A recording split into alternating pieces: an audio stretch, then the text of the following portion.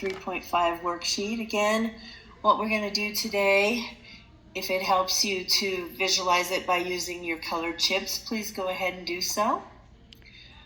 We're going to learn now how to add, and then we'll learn how to subtract.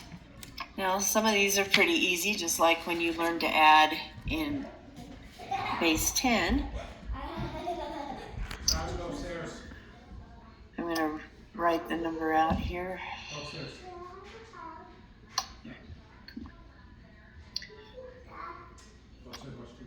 There we go.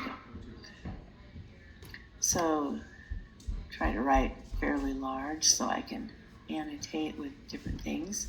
We need to remember we're in base 4.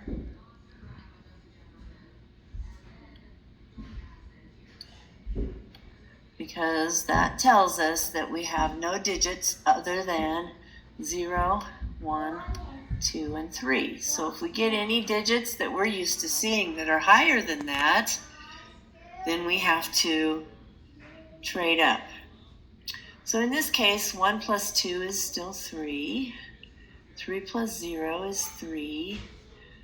2 plus 1 is 3. 3 is an okay digit, so this one's done. Just remember, you have to have your little base 4 there. All right, let's try another one.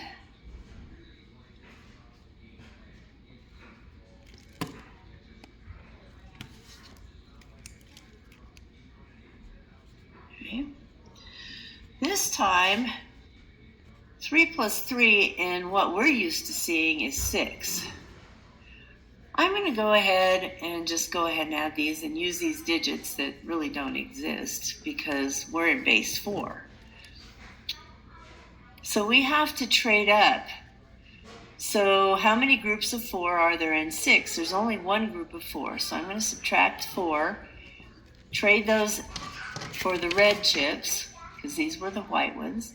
That means I'm going to trade it for 1 red. And then I'm going to reevaluate what I have so far. So 6 minus 4, then that's 2. That's okay. But over here now I have 6 reds, which I can't have 6 reds. There's one group of 4 in there, so I'm going to subtract them out, and then I'm going to add one of the blues. Okay, so now I have a 1, 2, 2, base 4, and that's my final answer.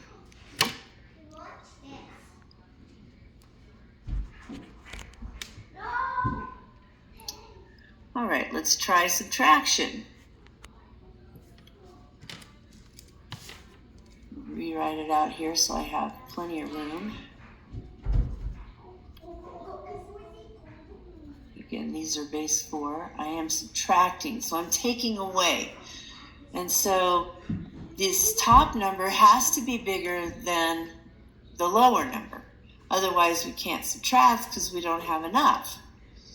But 3, we can take 1 out of there and we're left with 2.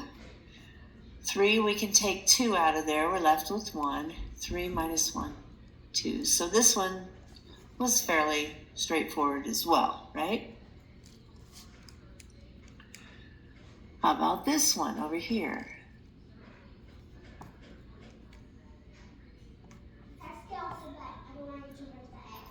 This is one where we don't have enough.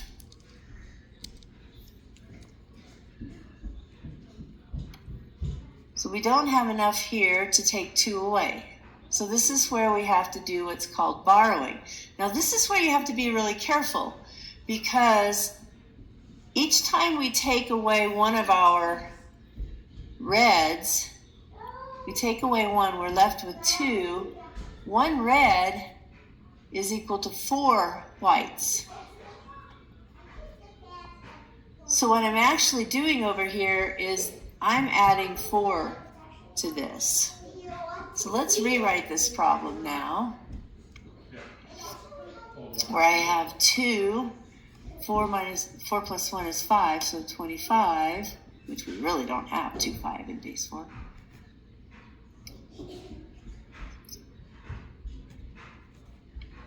Now I have enough I can take 2 out of that. I'll be left with 3. And then this one's okay. I'm left with 1. All right, so you always should start with the right and move. And then if you need to borrow again, if you have numbers over here in the 4 squared power, the blue section, you won't have anything past blue, red, and white for this exercise. So you have some U-triad exercises as well. Once you've completed this, you will have completed the entire worksheet